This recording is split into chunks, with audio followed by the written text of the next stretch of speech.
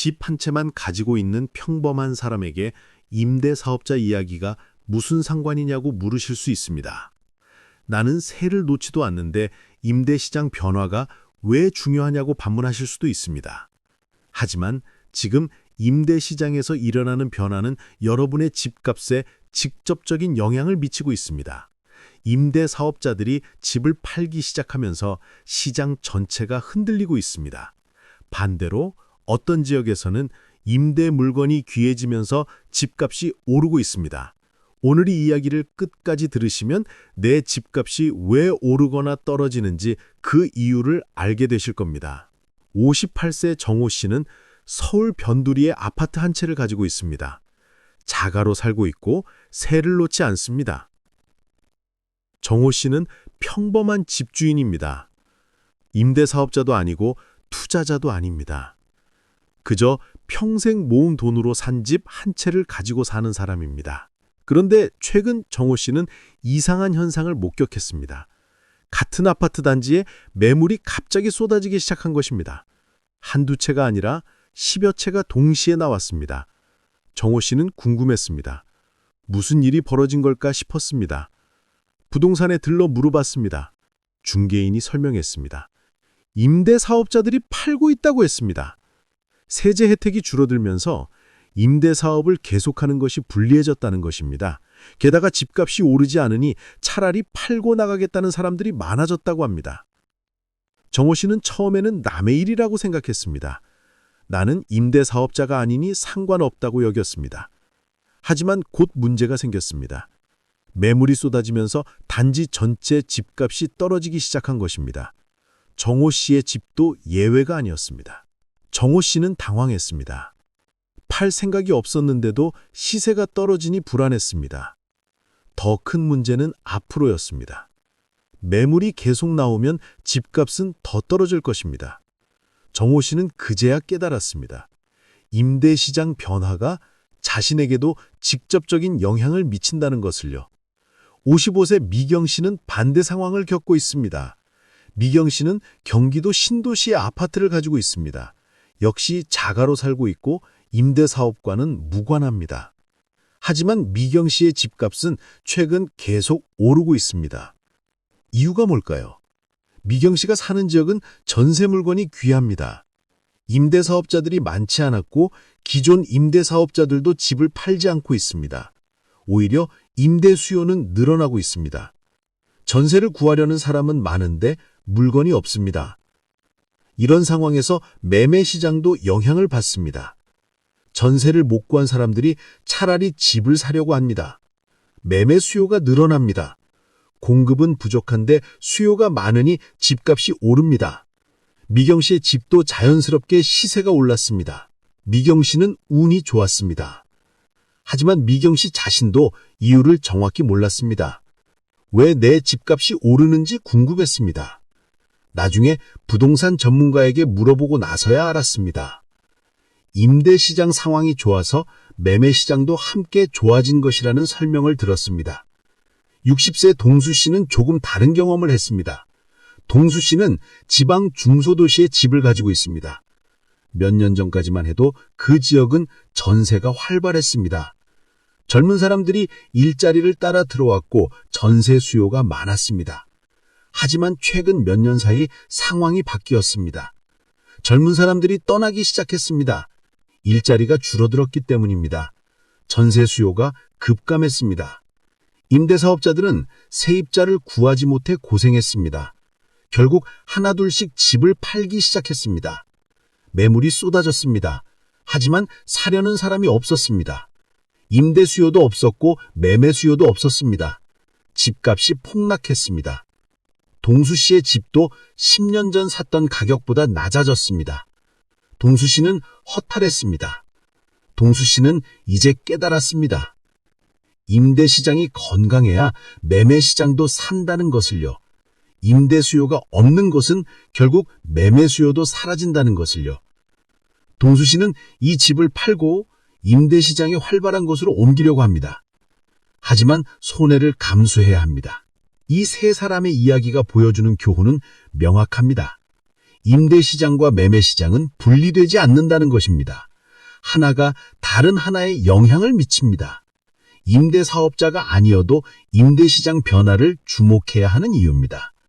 임대시장이 매매시장에 영향을 미치는 경로는 여러 가지입니다. 첫째는 공급입니다. 임대사업자들이 집을 팔면 매물이 늘어납니다. 매물이 많아지면 집값이 떨어집니다.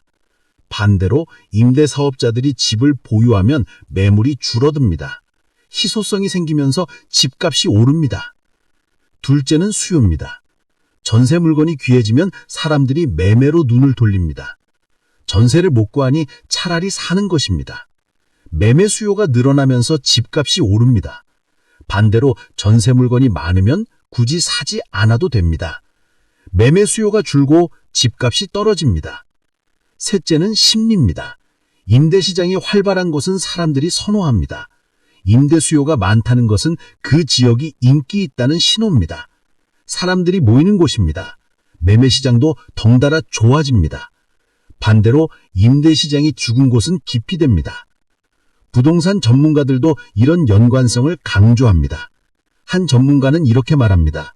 임대시장은 매매시장의 선행지표라고 설명합니다. 임대시장이 먼저 움직이고 매매시장이 따라간다고 분석합니다. 따라서 임대시장을 보면 앞으로 집값이 어떻게 될지 예측할 수 있다고 조언합니다. 다른 전문가는 구체적인 사례를 듭니다. 최근 서울 일부 지역에서 전세가 급등했다고 말합니다. 전세 물건이 부족해지면서 전세금이 치솟았다고 합니다. 그러자 매가도 따라서 올랐다고 설명합니다. 전세가와 매매가의 차이가 줄어들면서 사람들이 매매로 전환했기 때문이라고 분석합니다. 반대 사례도 있습니다. 어떤 지역에서는 임대사업자들이 대거 물량을 내놓았다고 합니다. 세제 혜택이 줄어들고 규제가 강화되면서 임대사업을 포기한 것입니다. 매물이 쏟아지자 집값이 급락했다고 말합니다. 그렇다면 지금 임대시장에서는 어떤 일이 벌어지고 있을까요? 전문가들은 지역에 따라 양극화가 진행되고 있다고 분석합니다. 수요가 많은 지역에서는 임대 물건이 귀해지고 있습니다. 임대사업자들이 세제 혜택이 줄었어도 수익이 나니까 버티고 있습니다. 반면 수요가 적은 지역에서는 임대사업자들이 이탈하고 있습니다. 세제 혜택도 없고 수익도 안 나니 굳이 임대사업을 할 이유가 없습니다. 집을 팔고 나가는 사람들이 늘어나고 있습니다. 매물이 쌓이고 집값이 떨어집니다. 이런 양극화는 앞으로 더 심화될 것입니다. 좋은 지역은 더 좋아지고 나쁜 지역은 더 나빠질 것입니다. 임대시장이 그 분수령 역할을 하고 있습니다. 임대 수요가 있는 곳이 결국 살아남습니다. 정호 씨는 이제 자신의 선택을 고민하고 있습니다. 이 동네에 계속 있을 것인가 아니면 떠날 것인가를 결정해야 합니다. 정호 씨는 임대시장을 유심히 관찰하고 있습니다. 전세 매물이 얼마나 나오는지, 전세금이 오르는지 떨어지는지를 확인합니다. 만약 전세 수요가 회복된다면 정호 씨는 버틸 것입니다. 임대시장이 살아나면 매매시장도 회복될 것이기 때문입니다. 하지만 전세 수요가 계속 없다면 정호 씨는 집을 팔고 다른 곳으로 갈 것입니다. 더 떨어지기 전에 손절하는 것이 낫다고 판단합니다. 미경 씨는 반대로 안심하고 있습니다. 자신이 사는 지역의 임대시장이 건강하다는 것을 확인했기 때문입니다.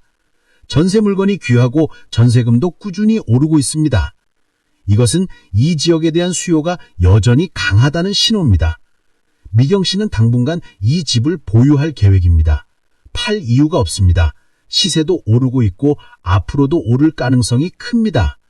미경 씨는 은퇴 후에도 이 집에서 살 생각입니다. 임대시장이 좋으니 매매시장도 안정적일 것이라고 믿습니다. 동수 씨는 뼈아픈 교훈을 얻었습니다. 집을 살 때 임대시장을 제대로 보지 못한 것이 실수였습니다.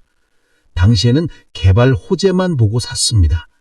하지만 정작 중요한 것은 지속 가능한 수요였습니다. 임대 수요가 없는 곳은 결국 쇠퇴합니다. 동수 씨는 이번 경험을 바탕으로 다음 짐을 고를 것입니다. 임대시장이 활발한 곳을 선택할 것입니다. 전세 수요가 꾸준한 곳, 전세금이 안정적인 곳을 찾을 것입니다. 그런 곳이 장기적으로 매매 가치도 유지될 것이라고 배웠습니다. 일반 소유자들이 임대시장을 보는 법은 무엇일까요?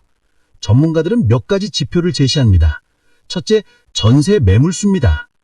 전세 매물이 많으면 수요가 약한 것입니다. 반대로 매물이 적으면 수요가 강한 것입니다. 둘째, 전세금 추이입니다. 전세금이 오르면 수요가 늘고 있다는 신호입니다. 떨어지면 수요가 줄어든다는 의미입니다. 전세금 변화를 주시하면 시장 분위기를 알 수 있습니다. 셋째, 전세가율입니다. 전세금이 매매가의 몇 %인지를 보는 것입니다. 전세가율이 높으면 전세 수요가 강한 것입니다. 낮으면 수요가 약한 것입니다. 전세가율이 계속 오르면 조만간 전세에서 매매로 수요가 전환될 수 있습니다. 넷째, 공실률입니다. 비어있는 집이 많으면 수요가 약한 것입니다. 공실이 높은 지역은 위험합니다. 반대로 공실이 거의 없으면 수요가 강한 것입니다. 이런 지표들을 종합해서 보면 그 지역 임대시장의 건강도를 알 수 있습니다. 그리고 그것